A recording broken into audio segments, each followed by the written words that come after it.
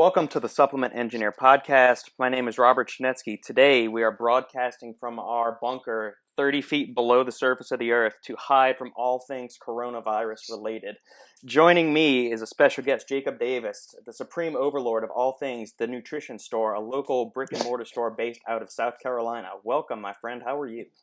Hey, thanks, Robert, man. I like the supreme overlord thing. That's a great way to summarize everything that I just told you about what I do here. So I appreciate that. That's an honor. Awesome, man. So thank you for joining us here today. We've only had one other brick and mortar retail guy on the store before. That's Paul Callahan over at Bullfrog in Ohio. And this is one thing I want to kind of try and do more this year with the podcast is get more brick and mortar retailers because y'all are an essential cog in the machine that is the supplement industry. So, give us a little background on your personal background. Why did you get into the brick and mortar retail? What made you want to start your own chain?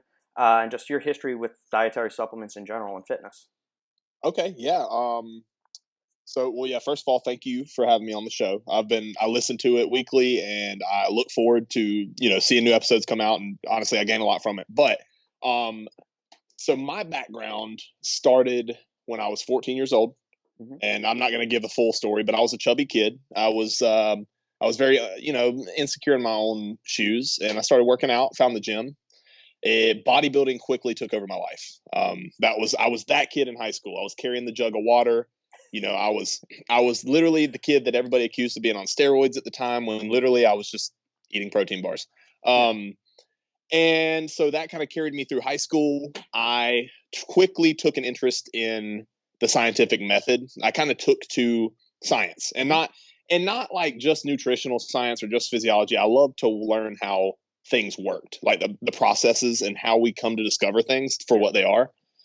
So that led me to start a degree program at Winthrop University in dietetics and nutritional science, which I shortly learned that program, upon my freshman year, that program was designed for dietitians only. So working in a hospital setting, not very much research focused, just very practice focused, right? So I quickly switched over to an exercise physiology degree, and I basically wrote out my 4 years there, focused heavily in strength and conditioning, quickly became a pretty prominent, dude in the NSCA, the Strength and Conditioning Association. I actually speak at their conferences. And that was kind of my focus for a while. And senior year of college for me, actually junior to senior year, I started working for a local supplement store in the town where I went to college. And it was Rock Hill Nutrition. And you've probably never heard of Rock Hill Nutrition. He does not advertise. He does not know what social media is at all. And he doesn't care. He had built such a great business for himself over the past 15 years of just being honest with people. And, and that was so foreign to me because I had grown up going into, brick and mortar, not even brick and mortar, like chain supplement stores, and having such a bad experience. And I didn't even know I was having a bad experience because, I'm 17 and I need this test booster and I need this, creatine, crealkaline, whatever. And so it wasn't until then I had a bad taste for supplements in my mouth. And, so basically, I took what I learned in college about research, doing undergraduate research, and my interest in science, and applied it to supplement science when I started working there. Yeah. And it quickly became such an interest to me, helping people, actually telling them what they need and educating them on that, not upselling, not lumping, not trying to get that extra multivitamin sale on top of their pre-workout if they don't really need it. Yeah. And so with that being said, man, I was also a personal trainer at the time. And so I've been doing that for 6 years. I obviously don't practice anymore, but I saved up the funds from that and started developing a business model for TNS. Gotcha. And upon graduating college, I'd already filed for the LLC. I'd already signed the lease for this place, and I came straight down here. And I was doing this all in college, driving back and forth an hour every day, which is nothing crazy, but I just knew I wanted it, man. And so I guess that's what got me into store ownership. Was I built it off the model that my I call him my mentor. He's my dad away from home. Rock Hill Nutrition taught me, and I built this model off of just being 100% transparent with people. If there's something unsupported by research, I'm not going to sell it here. And that's the thing, and we get a lot of feedback or whiplash from our customers because we don't sell certain essential oils, or we don't sell certain homeopathic remedies that Vitamin Shop would sell. Yeah. But yeah, so that's kind of what got me going, man. Like, that's my whole 10-year synopsis there. Perfect. Or I guess rundown. Yeah. So, but yeah. Excellent. Well, when was the store founded, and how long have y'all been open? Just so I can get a kind of a gauge of everything. Yeah. So we're actually I'm 24 years old. Mm-hmm. I started the store. I was granted my LLC by the state of South Carolina in January of 2018. Okay. So we are actually only 2 years old on paper. Gotcha. We're actually less than that as an open business. We opened in July of 2018. Mm-hmm. Since you've got you had a relatively decent body of experience before opening up your own store, do you feel that kind of helped you avoid any pitfalls in the early days of getting the business started, or what challenges, I guess, have you faced in the year and a half, 2 years that you've been running full time? Oh man, well, yes and no. The experience that I gained from the store that I worked at previously was customer service, knowledge, educating customers, how to communicate with them. Mm-hmm. But what I didn't gain at all was any accounting experience, any sale. Like, I knew how to sell, like I could make the sell, right? But understanding how margin works, how to keep a company running, mm-hmm. to make sure that your cash flow is positive. Yeah. Those are things. I'm an exercise physiologist. Like, I didn't know business. I didn't know cash flow and profit margin. So those are things that I quickly had to teach myself, because the first few months of business, mm-hmm. I would consider myself a really decent marketer with our content and with how we promote ourselves here. Mm-hmm. But all this cash flow, we still look like we were taking a loss because, well, I didn't know what I was doing. Makes sense. So that it was a big hit. It was a big hit at first for me morally, because here I am, this or not morally, I guess ego wise. Yeah. My ego got hit because, coming out of college, being this young 22-year-old guy who's supposed to be successful, I didn't know what I was doing, man. It was just a big peacock fest for me. But now, 2 years later, I've matured a little bit. I'm still very immature, don't get me wrong, but I definitely have a lot to learn. But we're moving forward. Excellent. In your early days of getting the store set up, how did you go about identifying which brands you brought into the store to sell? Even in the current day too, how do you go about vetting which people you want to go in there? Because obviously there's going to be certain popular brands, but maybe, whether it be they use questionable ingredients, they might use prop blends. How do you manage balancing what you feel comfortable with inside supplying to your customers versus what the customer are demanding, because they're going to end up buying those products? Right. Well, that's a great question. I'll start with how, when I first opened the store, how mm-hmm. I decided what came in, and then I'll kind of tell you how I've kind of evolved that to nowadays. I have a little bit of a different philosophy. Okay. When I first came in, or when I first opened the store, I won't lie to you, I based a lot of my brands off of what my previous mentor carried. Right. And, luckily for me, he was a very educated guy. NutraBio was one of our number one things, mm-hmm. because they're just so transparent. And so that was the first one for me. I was like, I've got to have NutraBio everything. Mm-hmm. Little did I know that their classic whey at the time tasted like, Dookie. It's come a long way in the past 5 years. But so that whole mindset that NutraBio brought to the table for me kind of led me into the whole third-party testing mm-hmm. Requirement, especially for protein. Now, pre-workouts, we can nitpick all day long, but there's a lot of third-party testing companies that won't touch it due to the ingredients. Yeah. So with proteins, man, with all of those, that's how I went about it. So we went for the big name brands. Obviously, Glanbia products are in our store. I get a lot of flack for carrying Synthesis 6 and that being our best-selling protein, which I have good reason for that. Mm-hmm. But, at first it was third-party testing. It was transparent labeling, as much as it could be. Mm-hmm. And also building a good relationship with me. I can never stand as a retailer and as a store owner. If somebody else who owns the store is listening to this, I can't stand when a salesperson approaches me and tries to immediately make a sale. I don't want, and me trying to open a store and me trying to run a store based on values and ethical selling. Mm-hmm. I don't want to answer the phone and say, and hear somebody say, man, we can get you this pre-workout for the best margin on the market. No, I want to see what you got, what ingredients you have, and what makes your brand a different direction and something that could fit in my store, you know? And so fast forward 2 years later, nowadays I still have that same policy of third-party testing, transparent labeling, also legal compliance with ingredients for the most part. You know, DMHA is on the teeter-totter right now. Right.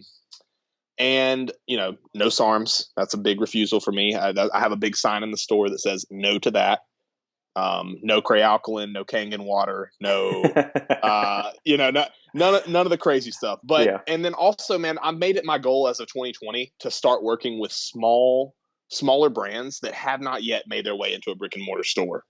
And the reason I say that is because those guys, I want to get in good with them because they're at the same level I'm at. I'm one brick and mortar store.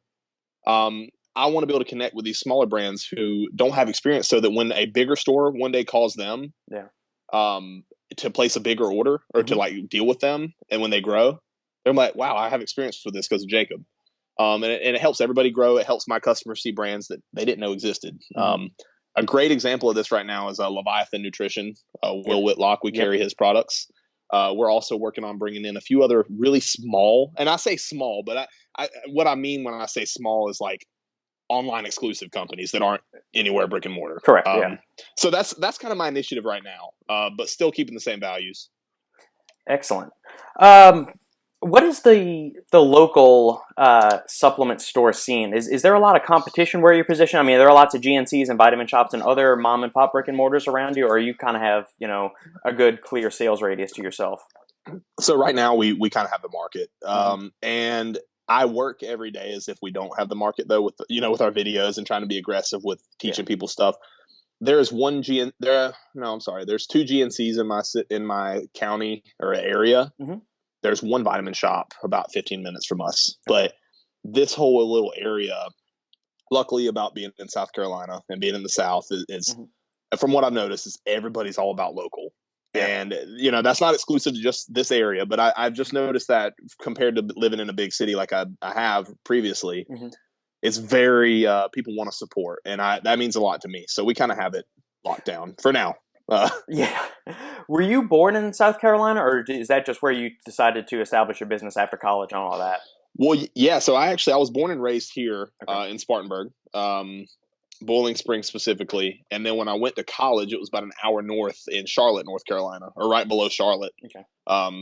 So, and honestly, man, I had every intention of staying in Charlotte. I had a few job opportunities as a trainer, but then I just saw the growth rate here, and the growth rate was over 7% per year, and that's just in the city.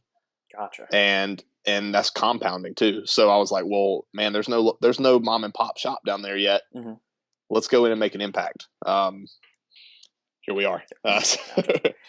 Did your experience as a personal trainer, because obviously people are coming to you, they want to see results, and a lot of people are under the impression that the key to getting results fast is by taking lots and lots of supplements. You and I both know that diet, training, sleep are going to be that foundation layer, but people also think that unless they're taking a supplement, they're not going to get results. How did that experience, how has that helped you interact with customers and position them to products that may benefit them more? And what products were you most commonly asked about during your personal training days? So I'd say being a trainer, and also with my background in that, it really helps me to make what I call like a non-sale. And because customers, man, they're thrown back when you tell them the first time meeting them that they don't need anything. They really are. And I send probably 50% of new customers out the door with nothing. And the reason I say that is because we make it our goal to explain to them that the lifestyle is the most important aspect. So we have basically multiple templates based on your experience level for workout routines that we already have. We give that to you. We say, hey, I want to see a dietary recall of 72 hours. I want you to write down everything you eat. And if you can come by and show myself or one of my guys here, we're going to figure out what you might need to add and explain why. So that usually not only establishes trust with our customers, it also builds a lifetime value in that they know we're in there. We're here to help them. And So that basically, I think being a trainer really emphasizes the lifestyle and actually working one-on-one and explaining things to people a lot better than just making a sale. Because, we could see one person today and selling everything in the store. But, when they get home and realize, wow, I have really received no value from this other than just buying product. Gotcha. Well, there goes their results are going to get discouraged. But, and I'd say the most common supplement I was asked about as a trainer, it has to either be BCAAs or creatine. Creatine's the most, this already. It's the most misunderstood. It's not misunderstood. It's just there's such a stigma around it. Yeah. And then BCAAs are also misunderstood largely, I believe. People they call them BCAAs. They really don't even know what the acronym stands for. And that's to the GP. But yeah, so they're probably those two. Speaking of BCAAs, did you see? I'm not sure if you saw or not yet. And you're drinking an Xtend energy drink. Is what I'm assuming that is, or just the Xtend hydration drink. It's just the Xtend carbonation. This is what I do to trick myself to not drink more caffeine. Gotcha. Did you see? I find it interesting. They're getting ready. Xtend has made the BCAA market what it is now, and then now all of a sudden they're getting ready to release an essential amino acids formula. Do you find that, I don't know, hypocritical, trying to cash in on the popularity of EAAs? Or, I doubt the masterminds behind Xtend, which are now the Nutrabolt C4 Cellucor, guys, that they really think the EAAs are better than BCAAs. I think they're just trying to capitalize and broaden their base. But yet, I still think they're probably going to still sell BCAAs if I had to guess. Well, yeah, and so what they told me a year ago was that they were sticking to their guns. They weren't going to change anything. I see it as a cash grab. Yeah. But one thing that people need to understand, and that a lot of people misconstrue in this industry, is that BCAAs are EAAs. Yes. Like they are a part of the 9 essential amino acids. So I'm not going to sit here and tell you that one's better than the other, because one is the same. It's within the same category. And so that's, I see what they've done recently. I saw their product. We don't carry Xtend BCAAs here. I do carry full spectrum amino acid supplements when we do carry them. Just because the way I see it, if you're going to spend $40 on something, let's get the other 6 amino acids that do play similar metabolic roles and have, Absolutely.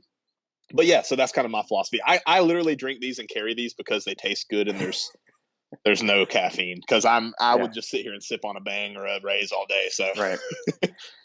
Now, as a retail shop owner, obviously you're going to have some of the big boys come in, and they can probably offer you better pricing or better commissions on products compared to the little guys. Yet you've said that you're passionate about bringing in more of the smaller guys in the industry, but they probably can't give you as good of a margin or even as good of a commission on making that product. So how do you just deal with that internally, knowing you might be shortchanging yourself some dollars for the sake of helping out some of these smaller guys in the industry? Right. Well, the way I see it, when I first opened, I really shot myself in the foot. I was setting prices way too low, like extremely lower than they should be. Yeah. And I was taking a loss, because the way I saw it, all I saw was profit dollar. And I didn't understand what the actual overhead cost was to run a store and keep it open. Right. So I had to quickly adapt to that. Now, yeah, the fact that we bring in these smaller companies that have a lot less wiggle room with margin, it does mean that some of our products are going to be a premium price. But luckily for us, we're honest about it up front. We let people know. And that, once again, we have that lifetime value of a customer. We try to make sure that everybody that comes to that counter receives some sort of value outside of being sold a supplement. Gotcha. Whether it's a tidbit of advice, a piece of motivation, a free workout template, looking at their MyFitnessPal logs for them and giving them advice. I think that largely, and based on our population around here, it largely kind of diminishes the idea of price being the most important thing. And in all reality, if your first instinct as a customer when you come in TNS is to get on Amazon and start trying to price check, I'll be honest with you, I love every customer. I love and I want everybody's business and support. Yeah. But that's not really the kind of customer that I would want to shop here anyway. Because I want people to come in and receive value and know what we're here for. Because if you just come in here and expect to browse around, well, we're not that kind of environment. Yeah. And I think that really stems from the older generation too. No, I'm just browsing. Don't bother me. Right. When in reality, we're just trying to help you. So Understandable. But yeah. Since you brought up Amazon, how do you look at online retail versus the brick and mortar guys? Is it like an antagonistic view? Or you look like they're trying to put you out of business? Do you see it as a necessary supply chain partner? How does that play into it for you? And have you seen any significant changes in just your own store's performance in the past 2 years? Because that's when Amazon has really stepped up its supplement side of sales. Yeah. So once again, that'll kind of come back to the value that you receive coming in here. Amazon, while it can give you every description in the book, it will not explain every source of protein in the powder and why you're taking that source of protein or why you're getting this benefit. Yeah. And also, these days it kind of helps me know what brands I want to watch out for. If I see a company or a product on Amazon fluctuating its prices $10 every other day, what it's usually something I want to stay away from, because that tells me that their MAP protection is nothing. Except obviously there's the elephant in the room of Glanbia products. That's a hit or miss. But Once again, I haven't seen Amazon affect us in a bad way, because the people my generation has grown up being able to click add to cart. Correct. Yeah. I truly believe that my generation and the kids that are under me are really seeking that personalized guidance and that one-on-one connection.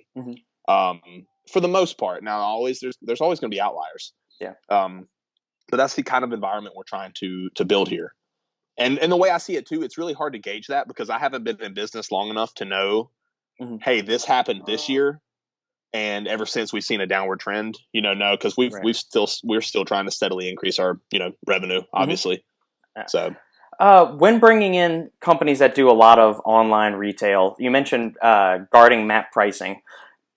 Is there any recourse supplement store owners can carry, brick and mortar guys specifically, to make sure they're not screwing you over with their athlete coupon codes and their massive discounts through either Amazon or their own personal sites versus what they sell to you and what you charge in the store?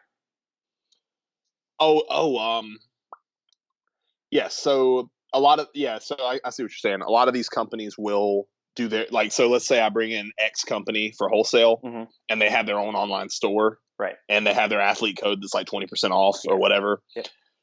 What I do if I find that and it does beat my prices out tremendously, I usually use it as a pawn when I come to negotiating on certain pricing structures. Yeah. But then again, it doesn't bother me until one of my customers comes and brings it to my attention, because I'm not fighting the mass market yet. We're working locally, and so if one of my customers says, "Hey, I totally could get this for way cheaper from here using this discount code," okay, well that means I need to have a talk with my rep, and we need to figure out what I can do as a exclusive brick and mortar retailer to be competitive.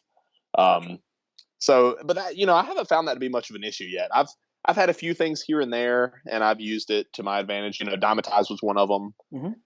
When they decided to go Walmart, Costco, it kind of put a bad taste in my mouth. But they really are sticking their feet out for me and making sure that we get some good deals. So excellent. What are some of the most popular sellers in your store right now, which would kind of give you, I guess, a snapshot of what the average consumer in Spartanburg, South Carolina is interested in? Well, definitely, as always, our primary is going to be pre-workout. Any kind of pre-workout, that's kind of what a lot of people go for. Yeah. A lot of people, since DMHA is kind of thinning out in the market, a lot of people are still trying to find those products. And, I'm not actively seeking them. If I have a SKU that I've carried for a long time that has DMHA in it, I'm going to keep it. Yeah. But those products really sell. Were you asking for a specific name of a product or company? No. Just overall trends. Okay, if you have one product that is a top seller above all else, you're free to say that. But I was looking at more of a global or a 30,000 foot view. Yeah, Alpha Lion. If I had to say a brand, and I'm not, we don't push them. Like that. That's one of those brands that is just able to. We speak about the ingredients, and people just fall in love with their stuff. But And then secondary, you're supposed to hear me say protein sales, but based on last month's charts, we did so much more in snacks and drinks and meals. Interesting. And that's largely in part because if you see this wall behind me, that's actually what we call our snackatorium. Beyond that, that's a whole secondary room dedicated to just food. So basically, when you walk into the store, you're greeted by a door to the left that says the snackatorium at TNS. And so you walk in and it's a room full of nothing but protein snacks and healthy food. Yeah. And so that was kind of, we created that market here. Nobody's ever, no store has their own separate sub store. Yeah. And so that's what we do the most of is pre-workout, snacks, and then protein. Fascinating. What you mentioned meals there. Are y'all selling like ready to eat meals there, or is it like an MRP powder is what you're referring to? Oh, we sell ready to eat meals. We so I work as a drop shipper through one of my distributors with Clean Eats. Okay. They're out of Wilmington, North Carolina. And so what we do is we bulk order their set menu meals, and we present the menus on our wall here every time they change it. And so a lot of times people will come in, especially law enforcement. They come in, they will grab a meal from the freezer. Yeah. We have a meal drink snack deal where you can grab a meal, a bag of chips, or a protein bar and a drink for a combo package. That's awesome. And so we also have a microwave and a TV up here, so people can heat it up. They can eat, they can chill, they can check out, and they're satisfied. Yeah. So it creates a one-stop shop for people who are on the road and just can't eat healthy, right? So that's fascinating. It's like a much healthier alternative to fast food or the typical like gas station meal of Coke and a Snickers bar and a hot dog or something like that. That's really cool. I really like that idea. Thank you, man. And honestly, this room that I'm in right now, this is actually we doubled our square footage late last year. So I'm sitting in our like little, I called it the distribution center. It's really just an extra room, but it started out with one little freezer and a microwave, and we carried just a few meals. And so now that took off so much that we had to expand and create a dining table. We have 3 freezers full of meals. Wow. Yeah, so we carry on average 90 to 120 meals every week. Yeah. Which, and I'll be honest with you, from a business perspective, it's a break-even thing, but it gets people in here and it gets us interacting with people. So correct. It was awesome, man. It was one of those things that I didn't know how it would turn out, but I'm so thankful that I pulled the trigger on it. Yeah. So what are which protein bars seem to be going the best? Because the whole functional food category has really exploded over the past 12 to 18 months. As evidenced by what we were just talking about with the snackatorium. But which protein bars in particular do you see consumers going after the most, and what is your preferred protein bar?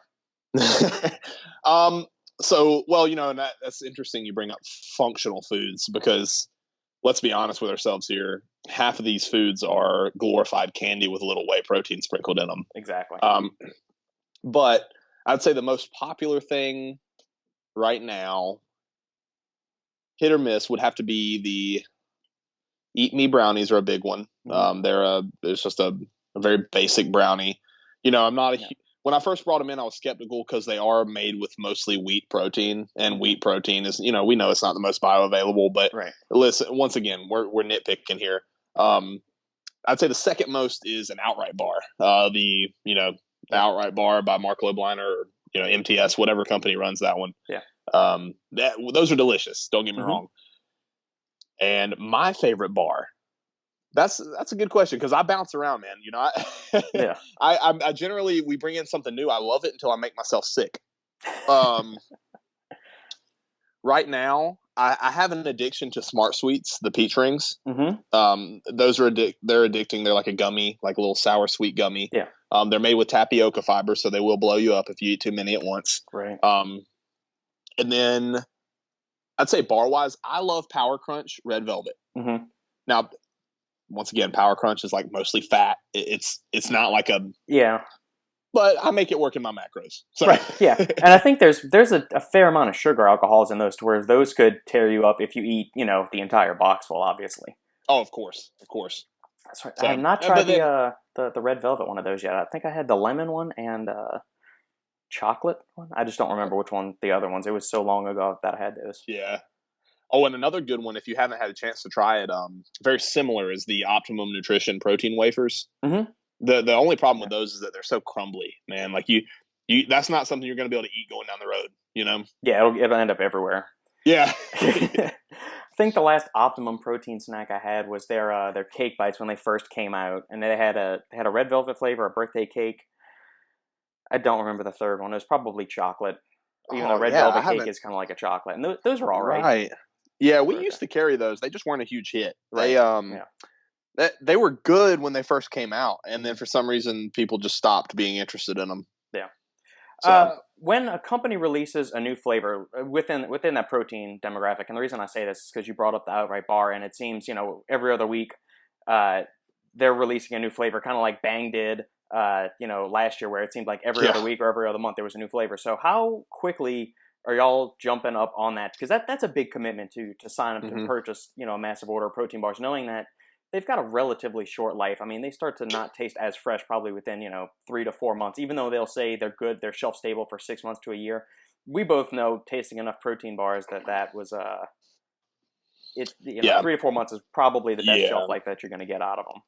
No doubt. Well, so my philosophy is order low, order frequent. I don't do the massive orders for snacks because, well, for one, I'm only one retail store. Yeah. And for two, I'll be honest with you, man, we sell so many of them. I don't have a chance for them to go bad. And that's a good problem to have, right? Yeah. Like, I'm not trying to say that from a state of arrogance. That is just me. When a new bar does come out or when a new flavor, I put in a request to get them usually as soon as I can. Yeah. But it's not a huge commitment for a retailer unless they're just trying to buy a pallet of them or buying, so many to stock all of their stores to say, hey, reserve me 5 or 6 cases of this flavor. Gotcha. It's really not that bad. Now, if you came in and said, hey, Dymatize is releasing 5 new flavors of ISO 100, pre-order now. We're talking bigger issues there. Yeah. But with bars, all we typically have to do, and I don't know if you've had a chance to see our Instagram story updates. I see them every now and then. I'm not super active on social media, and Justin always gives me shit for that. But that's because that's his realm. I'm the podcast and the writer guy. He's the social media tandem of our team. Right on. Well, and so with that, we do a daily update every day. So every single day we post, and that's just consistency, no matter what. Yeah. Basically, it's a little news announcement about what's going on around the store, whether we're hosting an event, whether we have a new product in. And so when a new flavor comes in or a new snack, we literally will just do a live review right there. And even if we hate it, because I've literally said I don't like something before. Yeah. And people come in and try it because it gets them curious. And, the human mind is a curious mind. So yeah. Fascinating. Now y'all released a pre-workout called Enjoy the Ride not too long ago. We sure did. And my question to you is, as a retail owner, how, do you get any kickback from the brands that you're carrying? Because you're essentially releasing a competitive product to them.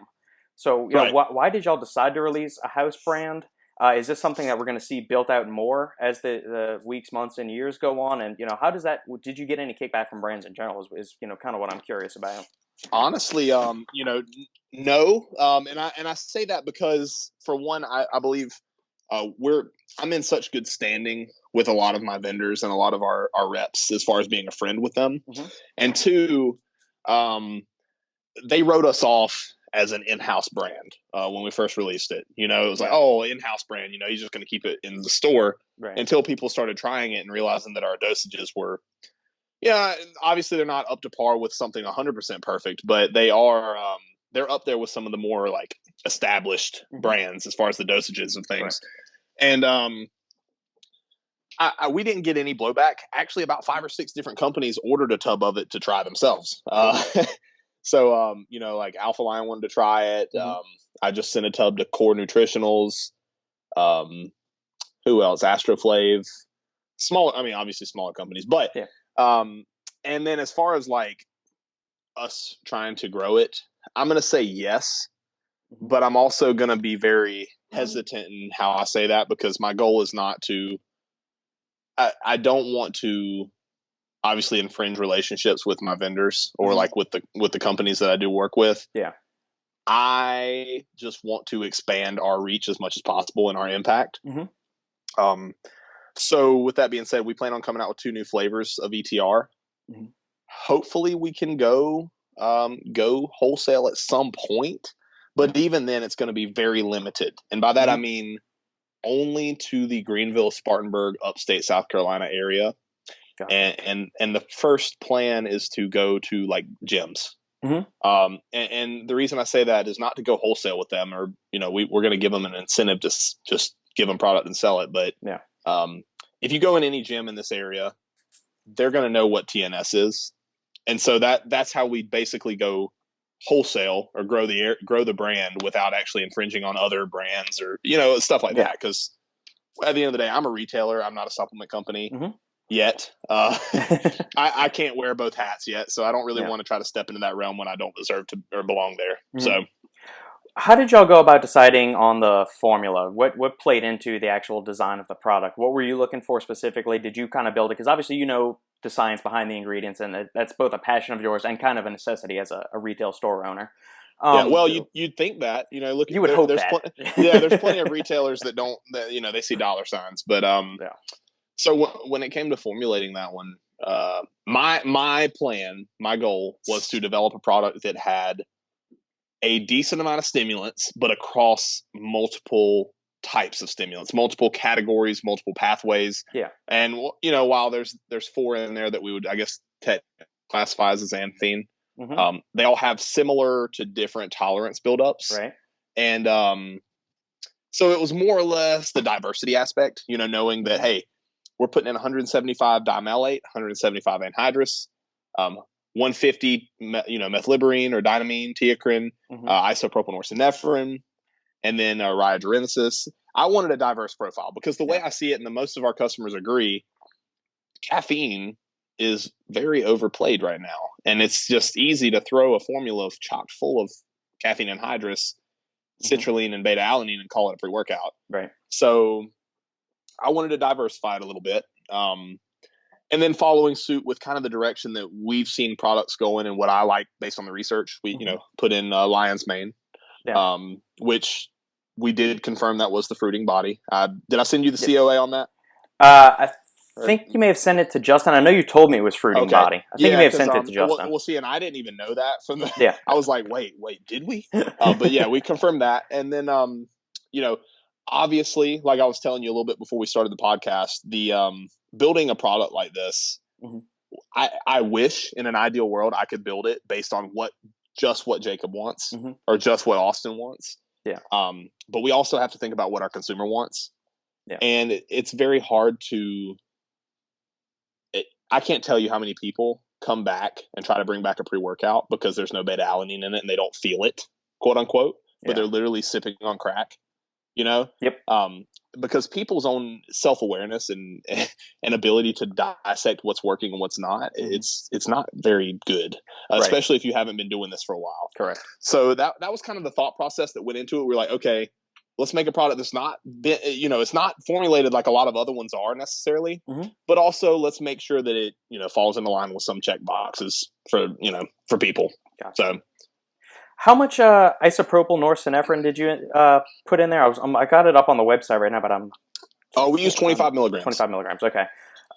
What has been your? See, I find that ingredient more so than yohimbine is really off for me for some reason. Like too much, and I get like the yohimbine, the nasty side of yohimbine. When I've never really had bad effects from regular yohimbine, and the only bad alpha Y effects have been had with the now infamous pre-workout that people have heard me bash before, and I won't go down that road again.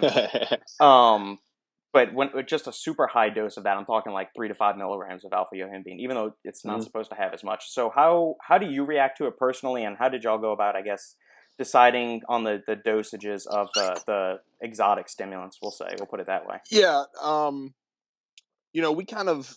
I consulted with our manufacturer on that one with the isopropyl norepinephrine. I'd read I think there's like one good trial on it for, lipolysis comparatively to, I think ephedra or synephrine or something regular. And we liked it. We liked the bronchodilating aspects of the synephrine in that category of stimulants. So we see its benefit, and it's very, very good to tell people about the ability to get better airflow when you're training, not just the locked in focus, because we weren't putting it in there to replace DMHA by any means. The dosage, like I said, we consulted with our manufacturer. We were like, hey, what do you think about this dose? 40 milligrams. He was like, no, that's going to kill some people. and so we kind of teetered around with it, and 25 milligrams is what we came to conclusion with. Because I'm used to seeing synephrine hydrochloride. I'm used to seeing just the basic. So isopropyl was kind of a newcomer for me. Yeah. And I can agree with you in that taking too much of it will yield a almost opposite effect. I get shortness of breath if you take too much, just isopropyl. Yeah. And now, me personally, I can't really handle alpha yohimbe. Any high dose of it, I get jitters. I feel like heart palpitations. Like it's very scary. But yeah, so that was kind of our thought process in that, more or less opening the airways. And I'm not supposed to say this, and most endurance athletes would not agree with this, but we have been testing out ETR at half dose with a ultra marathon runner, and he has been increasing his times per long run significantly. And I'm not saying that's our pre-workout. I'm thinking more along the lines of the synephrine. Yeah. So very interesting self-study there. Very cool. Very cool. Give us a little insight into your own personal supplementation regimen. Yeah. So I guess my daily routine looks like this. I wake up, and I've been really enjoying Ire by Leviathan Nutrition. I honestly, I'm the first to admit that I've dabbled in other supplements outside of the industry in my past. I no longer participate in that, but I do want to make sure that I'm very, very well-rounded in my health. I don't want, I like to be able to include things that have been shown to help with total aspects of health. So whether it's heart health, brain health, blood pressure, glucose management, all those things. So I love Ire. I take Ire. Actually, I split my dosage up 2 pills 3 times a day. I'm pretty regimented with that. I also take 5 grams creatine monohydrate. That's kind of my staple there. And I also, on top of that, I tend to supplement with KSM 66.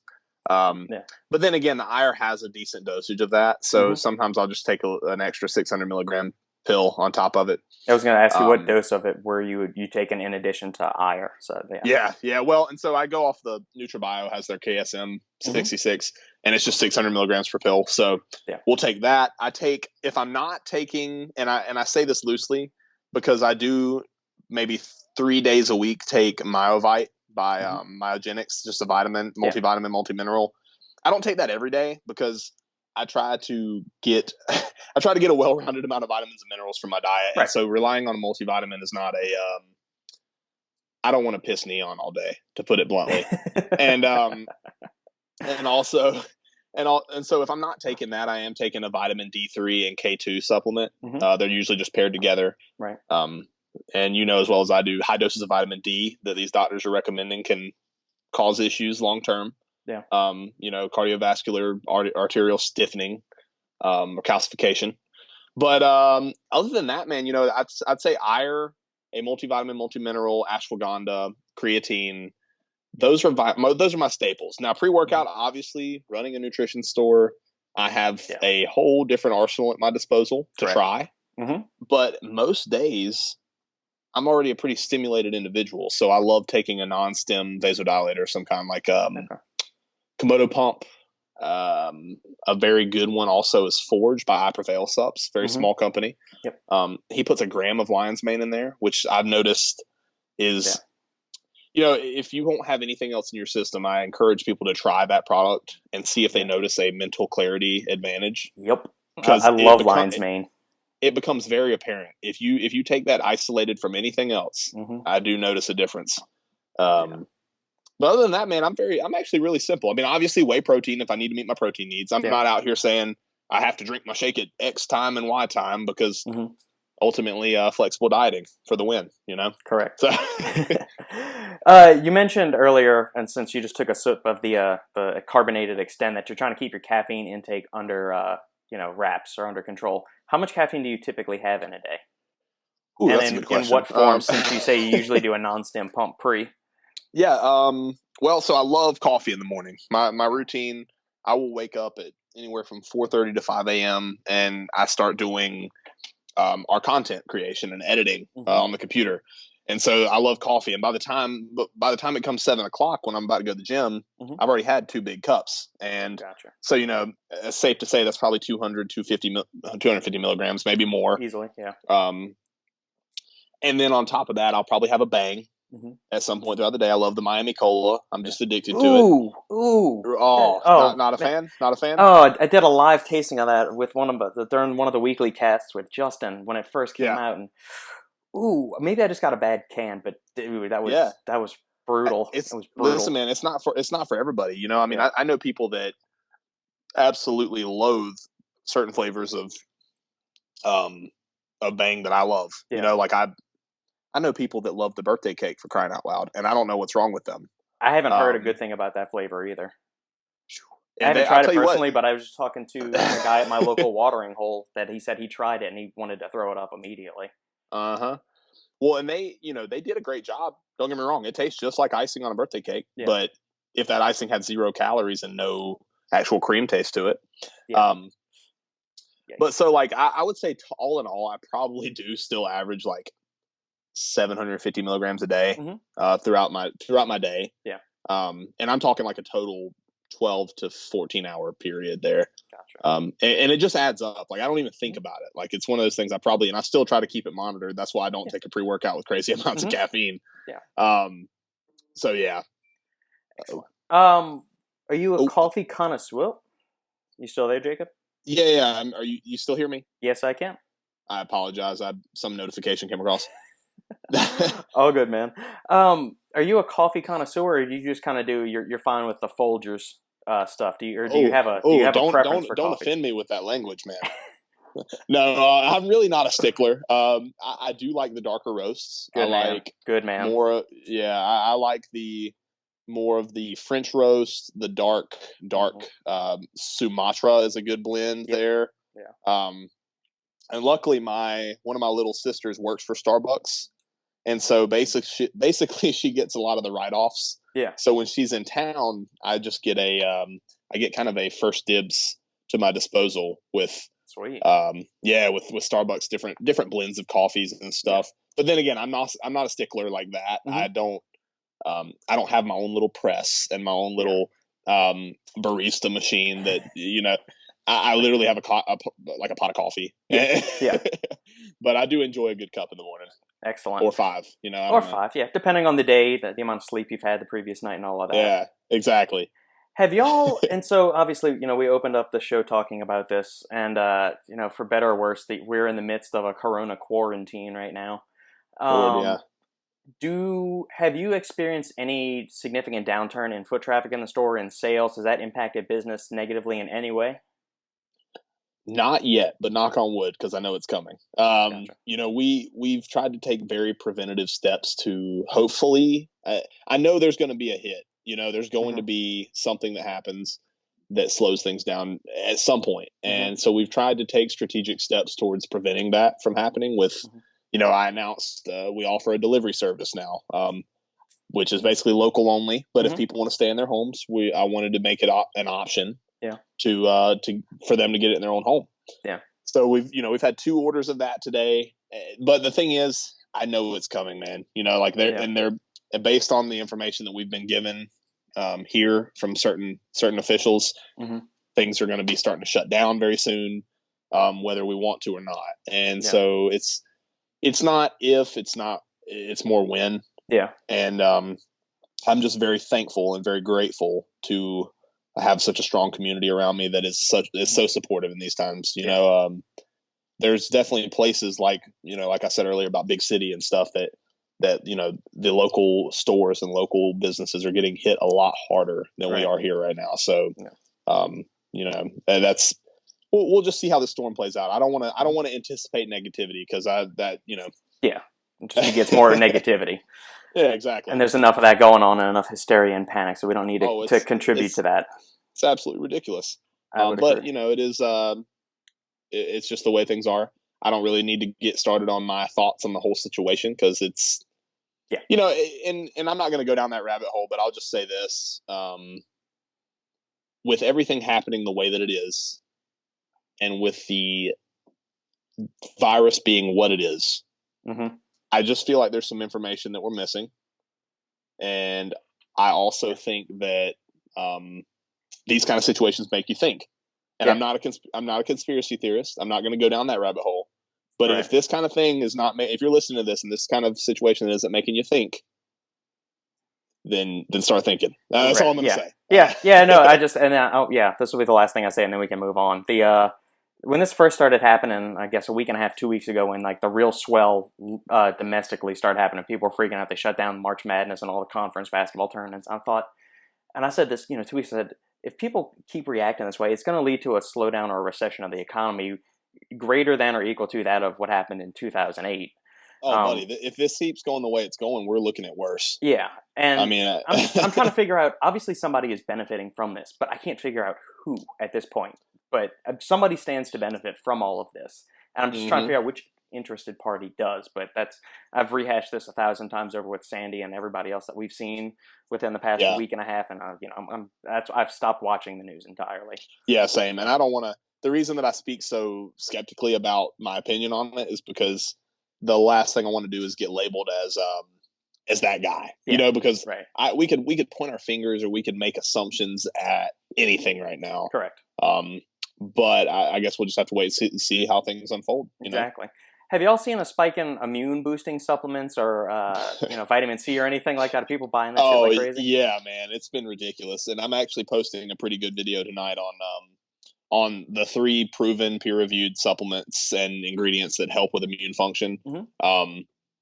It's I appreciate the support once again.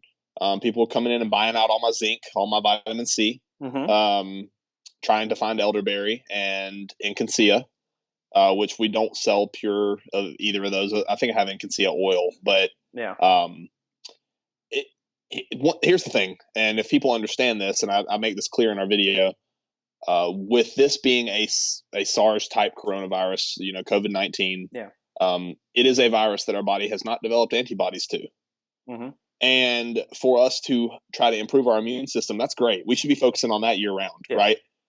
Unfortunately, when a foreign virus enters a system that has no defenses built up whatsoever, it doesn't really matter how strong your immune system is. You're still going to, possibly have that invasion. So, correct. I have to be blunt with people and say, look, this is a great idea. Like this should be something that you should think about every year, not just right now. Right. But also realize that whatever's going to happen, if you come into contact with it, is most likely going to happen. Yeah. And exactly. But so we've seen it, and I've seen it more so in the industry. And I get it. I understand. We got to sell products even in times like this. We got to move. We got to make sales happen. Right. But I also see a slight bit of irresponsibility in the way that they're marketed. Correct. Because at the end of the day, these people are desperate. They're they are going crazy, and I never, and that, if you take away one thing from this conversation, if you're listening, whoever's listening to this, my goal as a store owner is to be as honest as I can be at any given time with people. And so that's the way I feel about it. Excellent. Since this will air after your video that you're going to be uploading tonight, which of the 3 supplements you're recommending to people as far as immune boosting ones? Well, so and once again, these are not necessarily supplements as much as they are just the minerals that we know contribute to immune function. We're talking about, I'm doing a little breakdown of vitamin C, a little bit of the research on that, and how taking pretty high doses can possibly shorten the duration of a cold or flu. Correct. Zinc is a big one. And the problem with that is that the studies done on zinc require such a high dose to be taken for immune system boosting or cold reduction, virus reduction, that it could possibly be unsafe. And then vitamin D, believe it or not, I brought in vitamin D because of its ability. Here's the thing. That's the most common deficiency in the Western world. Why, correct. I feel like we had a talk about it. It was a big deal about 3 years ago, but ever since I haven't heard much about it. And so we talk about that. And then I did note things like elderberry and Incansea. I talked about them, Yeah. But it's so inconclusive with those substances. Right. The studies on them are correlative, and for me, and I know that's how the supplement industry works, man. Like we can't. Yeah. It's often hard to get causal data from this stuff. Correct. Because the studies are too short term. Yeah. S7. But I feel like that's going to have to be a name drop that happens for every podcast ad infinitum for forever and ever because of the flag that I started waving about that. Oh my God! Well, no, dude, I said it from the moment we saw it. This is before I even met you. Oh man! I was saying, okay, what is this? The fact that they threw in 7 different plant polyphenols and tried to make the claim that they're similar to nitrates and improve blood flow, and I get it, but the problem is, when you hide your data behind your website and make you request that study information, I'm already a red flag. Yeah. And so all that I saw was 7 little plant ingredients in such small dosage. Yeah. But I'm not, I'm not trying to go down that rabbit hole. There's tons of ingredients that I could probably roast right now, but easily. It is what it is. Yeah. When customers come in and they seem dead set on an ingredient, they walk in, they say, I want glutamine, I want CLA or raspberry ketones or any of those ingredients that, we all know they're more or less horseshit. Do you ultimately let them be the dictator on if they're dead set on, or do you try to steer them towards something else? And how do you do that tactfully without completely shitting on their Cheerios? So I have a very there's a very fine line for me, whether it's because you never want to tell a customer that they're wrong because you're already going to lose a great experience that you could have had, right? So I guess my best way of going about that is if a customer requests something that we don't deem scientifically valid, right? The first thing is to ask, okay, well, I understand that. What would make you think? What makes you want that product? Yeah. Why are we taking it? What's the specific reason of outcome? Oh, well, I want to do X, Y, and Z. Oh, I got you. Well, back in the day, we used that all the time for that. Ever since then, though, we've kind of seen some information that comes out that suggests otherwise. Now, and that's my whole thought conversation. Yeah. It might go differently. It's a good way to approach it. The best way to talk to people about that is not to tell them they're wrong, rather to explain to them that we have some new information. But then again, there's also that fine line where there's going to be that person that just doesn't want to listen. They lifted more than me back in their day, and they're going to take it anyway. So with that being said, I do offer glutamine by NutraBio. I have a few tubs of it. Yeah. We offer CLA by NutraBio, but you'll never see us pushing that product. You'll never see me doing sup insiders on that product or science breakdowns on it, because we know that glutamine is conditional. It can be, essentially created by the body. Yeah. Although there is high doses of it have been linked to pretty good reductions in just soreness. I'm not going to say recovery, but then again, there's those people, man, and no matter what we can do as a retailer, that I've got my morals are educate. But at the end of the day, in order to keep this thing going and keep us growing, we've got to make the customer happy and sell. So it's always an interesting line to cross, and I'm sure there's other retailers that disagree with me. There's we all have different opinions, and I'm sure other retailers are just gonna be like, hey, just sell it, just make the sale, right? But it's different, I was wondering if that would be a supplement we would see spikes in, because a lot of it goes towards gut health, and that's where there's a decent body of evidence showing that it is good. It helps burn victims recover faster, and that's where people all think a lot it's involved in protein synthesis and muscle growth and all of that. But there's actually a decent amount of data in gastrointestinal disorders and repairing that. So, and since the gut and the gut barrier plays such a vital role in keeping us healthy and boosting the immune system function, I'm wondering if you could almost say it's an indirect immune boosting supplement in that capacity, and to where maybe we'll start seeing spikes of sales in that ingredient. I don't know. That's a good point, man. Yeah, actually, I totally forgot about that information. That was they actually, I've even heard, now that you mention it, medical doctors have been recommending that to some of their patients. Interesting. And they'll come in the past and they've asked for it. And so thank you for reminding me of that. Hey, the bill's in the mail, man. The bill is in the mail. And so. Yes, but at what point, and like I said about the COVID-19 thing, at what point does it become irresponsible to push immune system supplements when we know damn good and well it's not going to do a whole lot?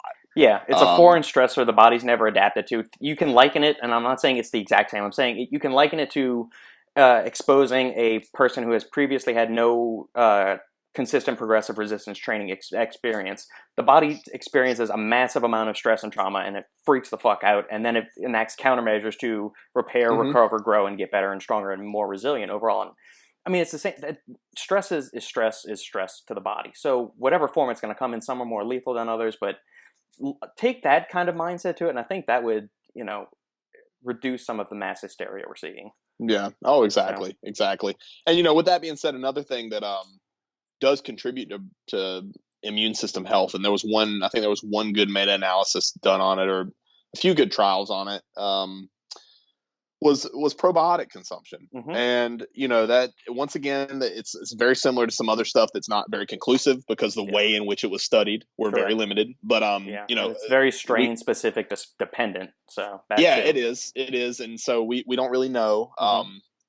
And I wish there was more funding devoted to the whole vagus nerve and how we have that translation. Which there's more stuff coming out every day. I just haven't been in the PubMed journals recently like I should be. Yeah. But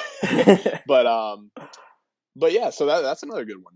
So there's a lot that we could discuss, and there's a lot of ways we could take advantage of the market right now. Right.